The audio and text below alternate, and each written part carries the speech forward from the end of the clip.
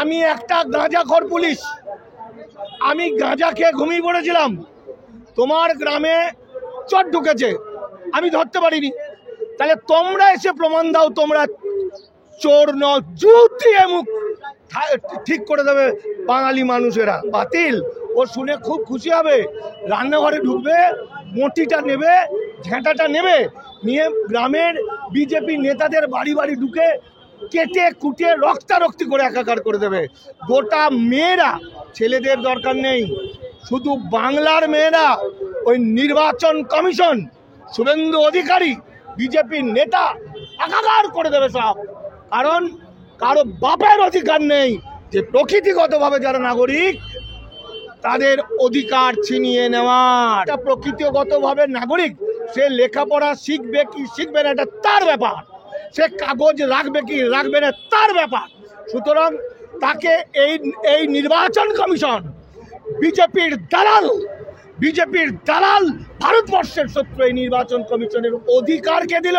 4.5 কোটি থেকে 5 কোটি বেনাগরিক যে করবে বলছে, এই বেনাগরিক করবে বলে যারা যারা স্বপ্ন দেখেছে তাদের স্বপ্ন ভেঙে যাবে। আকাশে শকুন উঠছে, এই শকুন নামবে কিছুদিনের মধ্যে বিজেপি লাশগুলোকে তোলার জন্য। এছাড়া কোনো রাস্তা আমি দেখতে পাচ্ছি না, কারণ জনগণ এমন জিনিস, জনগণ কিন্তু ছাড়বে না। This news is sponsored by Himalayan International Residential School, Siliguri. বিহারে এসআইআরে 80 লক্ষ মানুষ বাদ গেছে ঘুষপেটিয়া মুসলমান ধরার জন্য। তাতে তথ্য বলছে মোট 315 জন অবৈধ অনুপ্রবেশকারী ঘুষপেটিয়া মানুষ, তার মধ্যে 78 জন মুসলমান। তাহলে বাকি মানুষগুলো, বাকি 80 লক্ষর মধ্যে এই মানুষগুলো তারা কারা? তারা এই ভারতবর্ষের প্রকৃত ভূমিপুত্র। তাহলে এখন প্রশ্নটা হচ্ছে, আমরা কথা বলছি পশ্চিমবঙ্গ নিয়ে, আমাদের মিছিল পশ্চিমবঙ্গে, তাহলে কথা হচ্ছে দেশভাগের নামে বাংলা ভাগ, এটা এফেক্ট হয়নি বিহারের মধ্যে। বাংলা ভাগ হয়েছে, দেশভাগের নামে বাংলাকে ভাগ করেছে। ফলত কি হয়েছে, মানুষ বিপদ হয়েছে, এখান থেকে মুসলমানরা কাঁদতে কাঁদতে চলে গেছে, কিন্তু লক্ষ কোটি দেশান্তরিত মানুষ ওপার থেকে এসেছে। এবং সেই সময় ভারত সরকারের প্রয়োজন ছিল রাস্তা, নতুন ভারতের রাস্তা, ব্রিজ, ড্রেন ইত্যাদি ডেভেলপমেন্টের কাজ করতে। তাদের দরকার ছিল সস্তায় শ্রমিক, তাই তাদেরকে বলেছে চলে এসো। আর অখণ্ড ভারতের ভূমি সন্তানরা কাঁদতে কাঁদতে এপারে এসেছে, রেল লাইনের ধারে থেকেছে, পাহাড়ের ধারে থেকেছে, মাটি কেটেছে, লেবার কেটেছে, ভারতের উন্নয়ন করেছে, কিন্তু তাদের কাছে নাগরিকত্বের কাগজ নেই। তারা 1952 সালের পাসপোর্ট অ্যাক্ট কি, ফরেন অ্যাক্ট কি, এসব মানে জানে না। আজকের তারিখ পর্যন্ত তারা আইনের চোখে অবৈধ অনুপ্রবেশকারী হয়ে গেছে। আর যে কজন মানুষ কাগজপত্র নিয়ে এসেছিল, নাগরিক হয়েছে, তাদের সংখ্যা হাতে গোনা কিছু।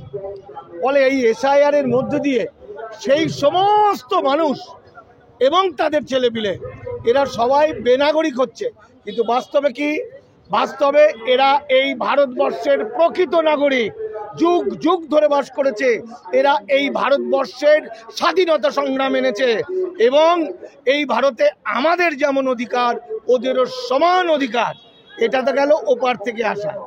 আর এপারের যে মানুষগুলো, এখানে ধরুন স্বাধীনতার আগে আমাদের লেখাপড়ার অধিকার ছিল না মূল নিবাসী মানুষদের। স্বাধীনতার আগে তারা ছিল ভূমিহীন।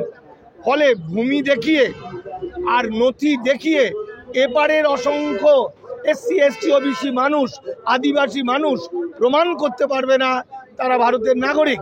এবার ঘটনাটা হচ্ছে, এই যে লোকগুলো যারা এপারে, এদেরকে কিন্তু কারো বাবা নাগরিকত্ব দেয়নি, নাদির শাহ দেয়নি, অমিত শাহ দেয়নি, নরেন্দ্র মোদী দেয়নি, শুভেন্দুর বাবা দেয়নি। তাহলে এরা প্রকৃতিগতভাবে নাগরিক। একটা প্রকৃতিগতভাবে নাগরিক, সে লেখাপড়া শিখবে কি শিখবে না এটা তার ব্যাপার, সে কাগজ রাখবে কি রাখবে না তার ব্যাপার। সুতরাং তাকে এই নির্বাচন কমিশন বিজেপির দালাল ভারতবর্ষের শত্রু এই নির্বাচন কমিশনের অধিকারকে দিল ভারতের প্রকৃত নাগরিককে ডিস্টার্ব করা, এদের বক্তব্য এদের বক্তব্য হচ্ছে আমি একটা গাঁজাখোর পুলিশ, আমি গাঁজা খেয়ে ঘুমিয়ে পড়েছিলাম, তোমার গ্রামে চোর ঢুকেছে, আমি ধরতে পারিনি। তাহলে তোমরা এসে প্রমাণ দাও তোমরা চোর ন, জুতিয়ে মুখ ঠিক করে দেবে বাঙালি মানুষেরা। শুধু এই যে ওপার বাংলা থেকে যারা এসছে তারা ভাবছে সবার যে হবে আমার তাই হবে, ফলে তারা আন্দোলন করেনি। কিন্তু এপারের যে মানুষ যারা সাউথ 24 পরগনার শতকরা 45 জনের নাম নাকি আগে বাদ চলে গেছে, লিঙ্ক হয়নি, নর্থ 24 পরগনার 55% মানুষের নাম এরমভাবে বাদ গেছে। এই যে যারা এই পারের মায়েদের কথা বলছি, যারা যুগ যুগ যুগ যুগ যুগ ধরে বাস করছে, যাদের ছোটবেলায় বিয়ে হয়ে গেছে, কোনো কাগজ নেই, স্বামীর নাম চলে এসছে ভোটার কার্ডে, তো বাবার প্রমাণ দিতে পারবে না, এই মানুষগুলোকে যখন বলা হবে তোমার SIR এর নাম বাতিল, ও শুনে খুব খুশি হবে, রান্নাঘরে ঢুকবে, মটিটা নেবে, ঝেঁটাটা নেবে, নিয়ে গ্রামের বিজেপি নেতাদের বাড়ি বাড়ি ঢুকে কেটে কুটে রক্তারক্তি করে একাকার করে দেবে।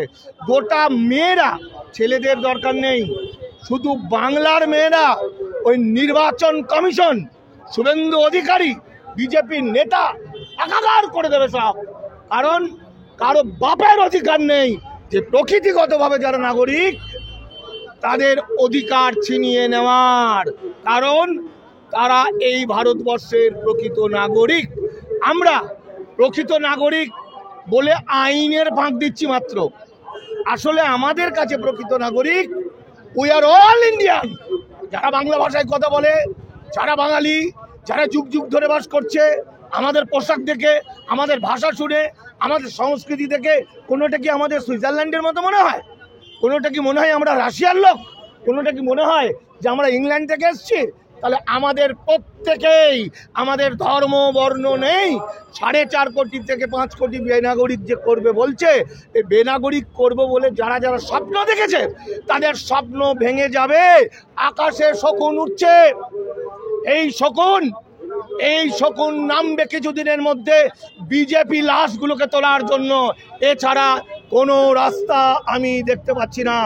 কারণ জনগণ এমন জিনিস, জনগণ কিন্তু ছাড়বে না।